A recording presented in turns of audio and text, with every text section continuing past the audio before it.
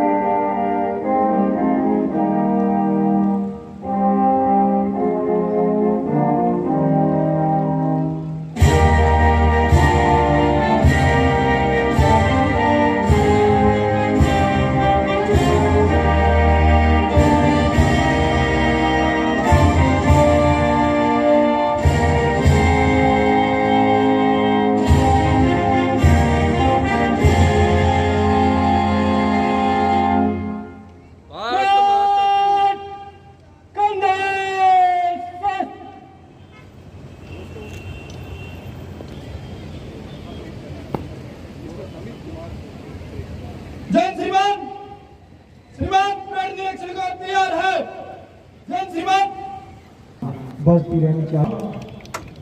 हरियाणा प्रशासनिक सेवा के अधिकारी बिना सीढ़ियों के अपने आप जिप्सी में चढ़े। जोरदार तालियों के साथ आपका हौसला शहीदों की चिताओं पर लगे। अमित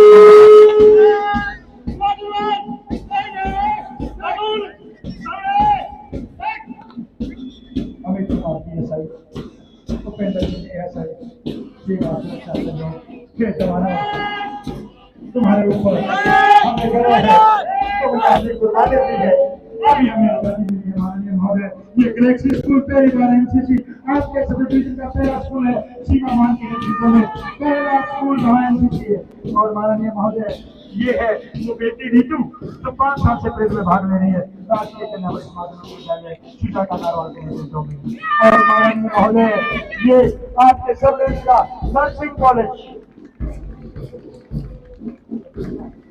ये स्कूल है गवर्नमेंट सीनियर सेकेंडरी स्कूल अनाज मंडी गवर्नमेंट कॉलेज बरवाड़ा श्री सुंदर अनाज मंडी के स्कूल के नाम से जोरदार तालियां बजाएं। ये है भावी doctor national nursing college Shri Krishna Kumar Dhoni के नेतृत्व में और सुभाष जी का ये डॉक्टर नहीं है, ये देश की आन बान और शान है।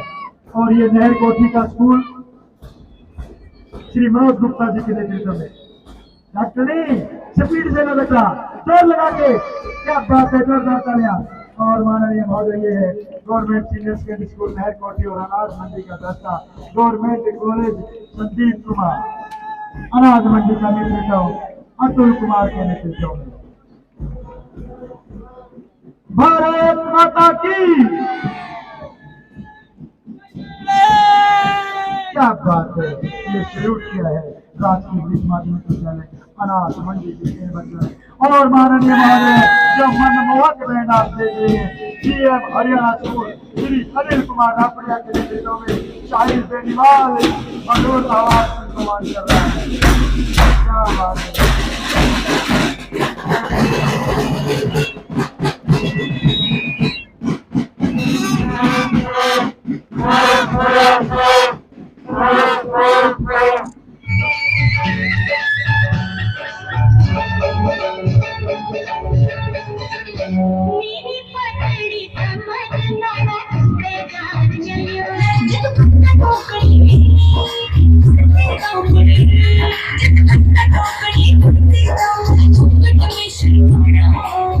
पे कुर्बान से सारी दुनिया ते न्यारा हरियाणा हमारा महान है, हरियाणा हमारा महान है।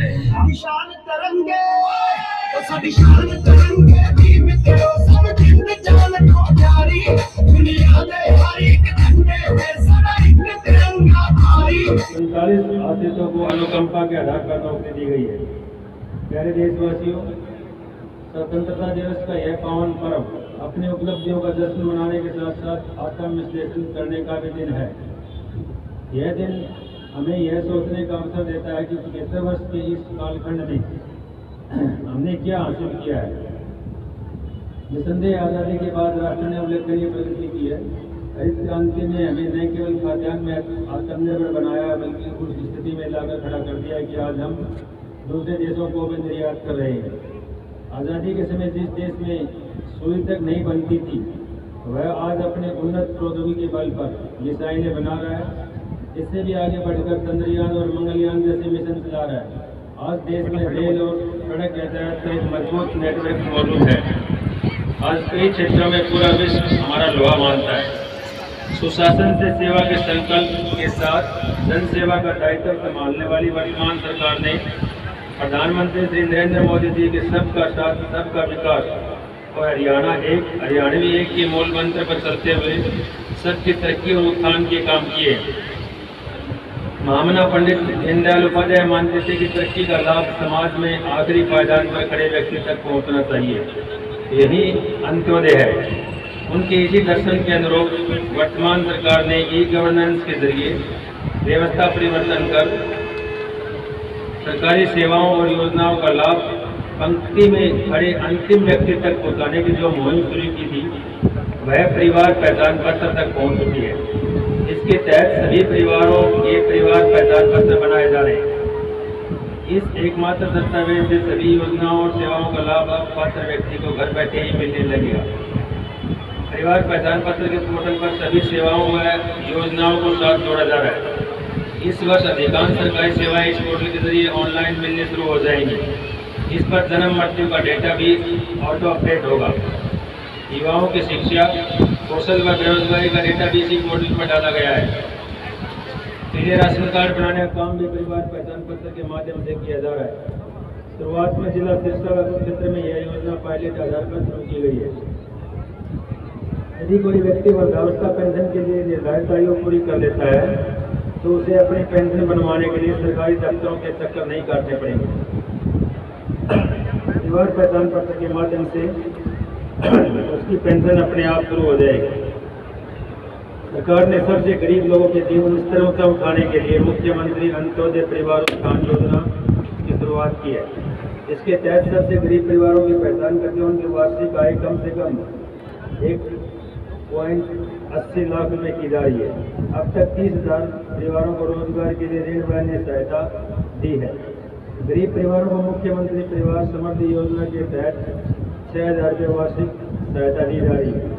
प्रदेश में सभी तरह की सामाजिक सुरक्षा पेंशन 1 अप्रैल 2021 से बढ़ाकर 2500 रुपये मासिक की गई है।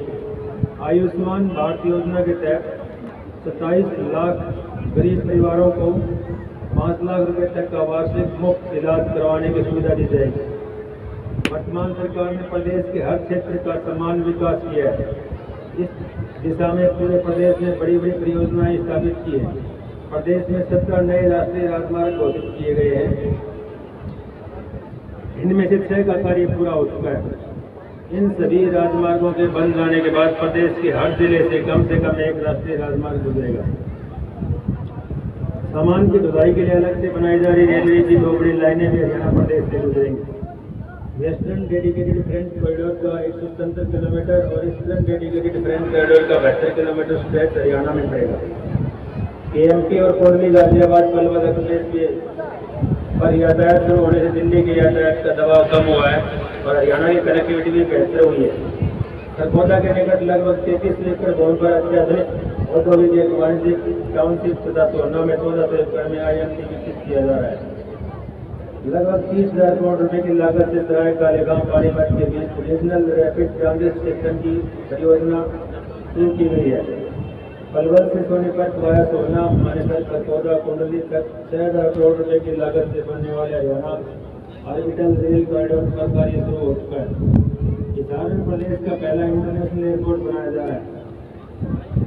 सोनीपत के बड़ी में 161 एकड़ भूमि पर रेल कोच न्यूक्लियर फैक्ट्री लगाई जा रही है।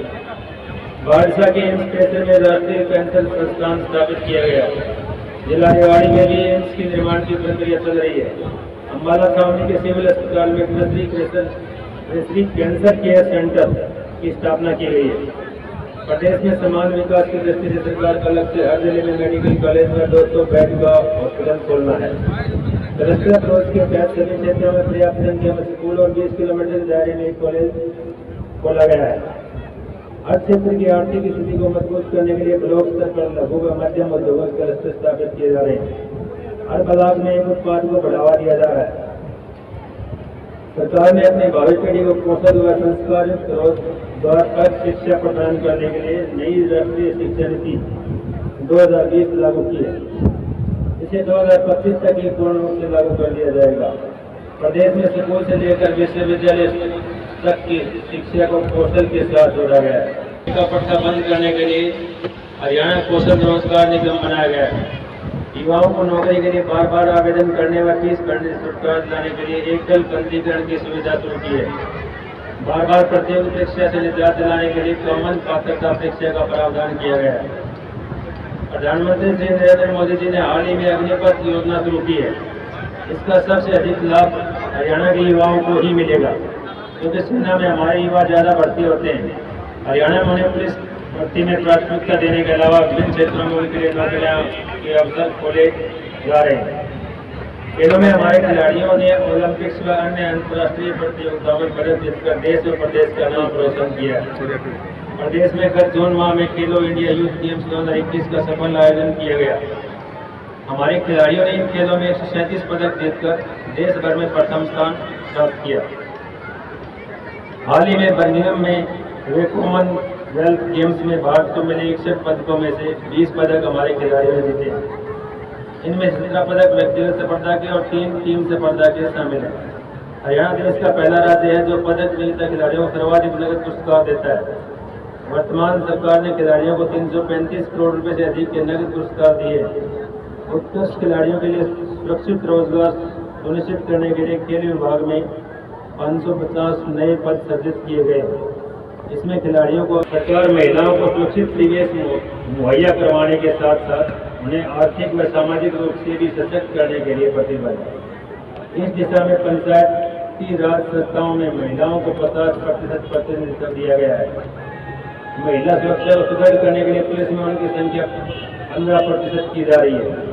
महिलाओं को रोजगार देने के लिए 51,000 से अधिक स्वयं सहायता समूह का गठन किया गया। किसान समृद्ध होगा तभी प्रदेश में समृद्धि व खुशहाली आएगी। इसलिए कृषि सुधार और किसानों के उत्थान के लिए कई अहम निर्णय लिए गए हैं। एमएसपी पर फसल खरीद की बात हो या प्राकृतिक आपदा से फसल नुकसान की भरपाई का विषय, सरकार बीज से बाजार तक हर कदम पर किसान के साथ खड़ी है। एमएसपी पर 14 फसलों को खरीद करने वाला हरियाणा देश का एकमात्र राज्य है।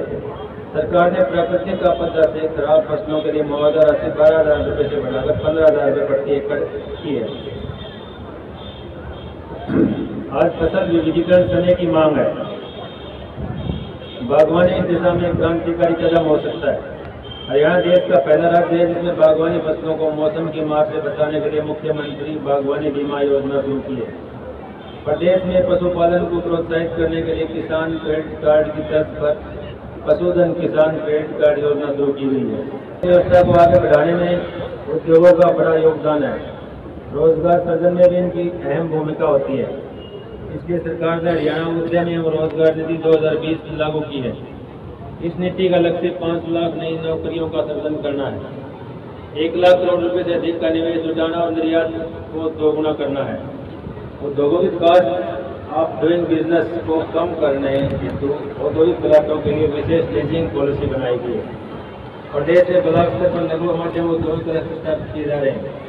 सरकार की उद्योग विदेशी नीतियों के बदलाव स्टार्टअप इंडिया कार्यक्रम में हरियाणा अग्रणी राज्य के रूप में जुड़ा है। प्रदेश के गाँव का विकास सरकार की सर्वोच्च प्राथमिकता है। जल जीवन मिशन के तहत हर घर में नल जल से जल पहुँचाने वाला हरियाणा देश का पहला बड़ा राज्य है। गाँव को लाल मुक्त करने की हमारी योजना को केंद्र सरकार ने स्वामित्व योजना के रूप में पूरे देश में लागू किया है। ग्रामीण क्षेत्रों को डिजिटल बनाने के लिए ग्राम दर्शन पोर्टल शुरू किया गया है। यह पोर्टल गांव का शहर पेज है। इस पर 6197 ग्राम पंचायतों का डिजिटल डाटा उपलब्ध है।